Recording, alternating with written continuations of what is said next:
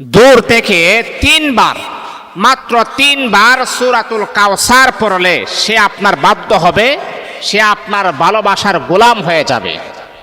আপনার যেই মানুষটাকে আপনি এত মহাব্বত করেছেন, যেই মানুষটাকে আপনি এত ভালোবাসছেন, এই ভালোবাসার মানুষ যদি হঠাৎ করে যদি নাম্বার ব্ল্যাক লিস্টে ফালিয়ে রাখে তাহলে কি পরিমাণ কষ্ট হয়। এই ভালোবাসার মানুষ যদি আপনার সাথে কথা না বলে তাহলে মনের ভিতরে কি পরিমাণ যন্ত্রণা শুরু হয় আপনি জানেন।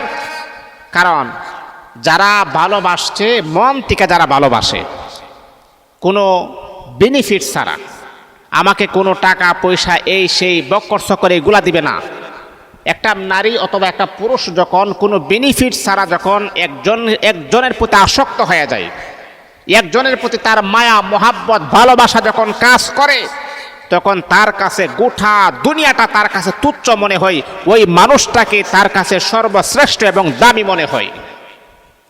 এটা আমার বাস্তবতার কথা আমি বলছি।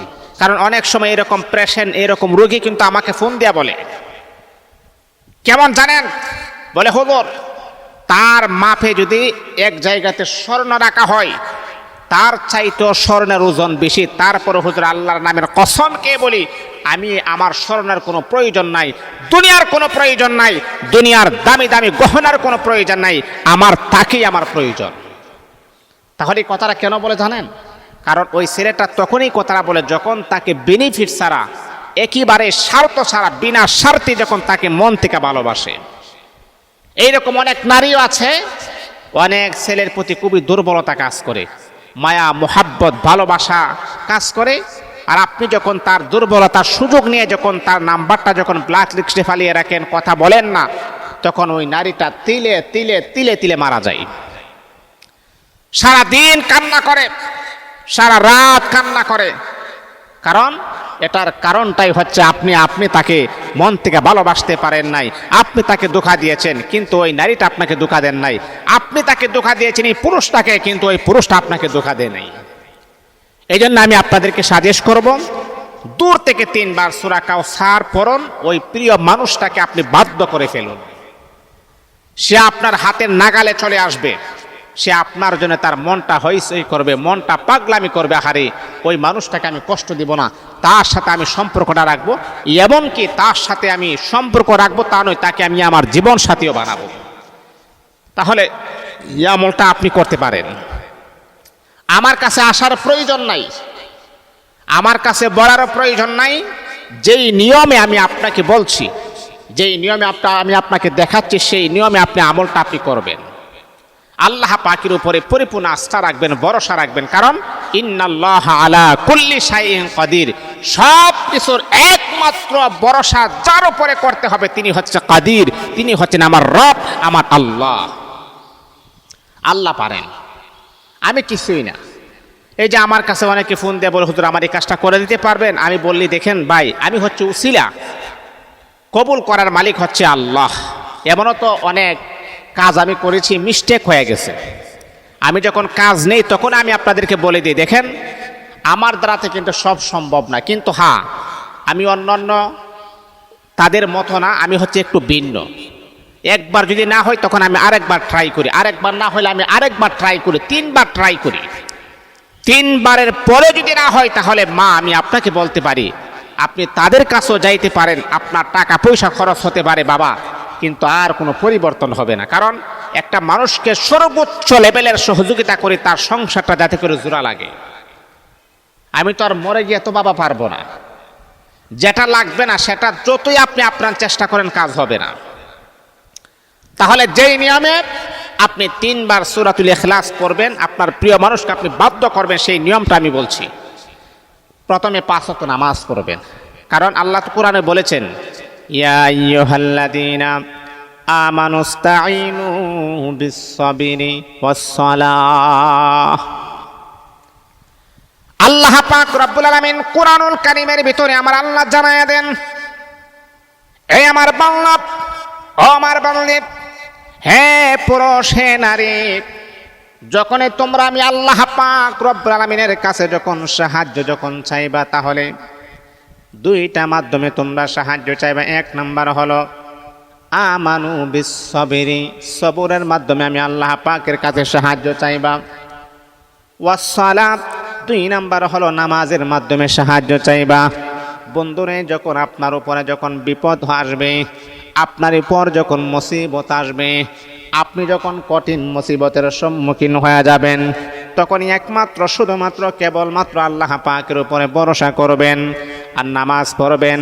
2টা জিনিসের মাধ্যমে যদি সাহায্য চাইতে পারেন, আমার আল্লাহ অতি দ্রুতই আমার আল্লাহ আপনাকে পুরস্কৃত করবে। নামাজ নাই, কোনো কিছুই নেই, তারপর আপনি বেকুল হয়ে যান, হুজুর আমার লাগবে, এই মানুষটাকে আমার লাগবে, আমি কি বানায় দিব আপনাকে? নামাজ পড়েন, যেই মালিক আপনাকে দিবে সেই মালিকের কাছে আপনি চান।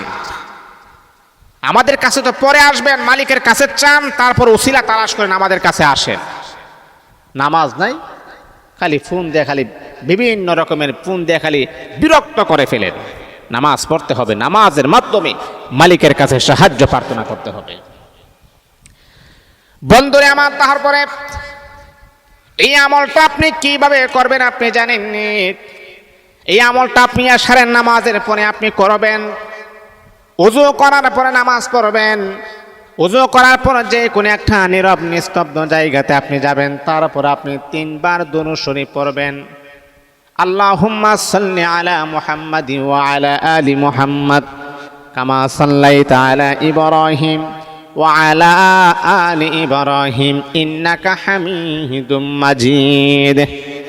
আল্লাহুম্মা বারিক আলা মুহাম্মাদি ওয়া আলা আলি মুহাম্মাদ কামা বারাকতা আলা ইব্রাহিম ওয়া আলা আলি ইব্রাহিম ইন্নাকা হামিদুম মাজিদ। এমন করে করে 1 বার 2 বার 3 বার, আবার 3 বার ইস্তিগফার পড়বেন। আস্তাগফিরুল্লাহ রাব্বি মিন কুল্লি যামবি ওয়া আতুবু ইলাইহি লা হাওলা ওয়ালা কুওয়াতা ইল্লা বিল্লাহিল আলিয়্যিল আযীম।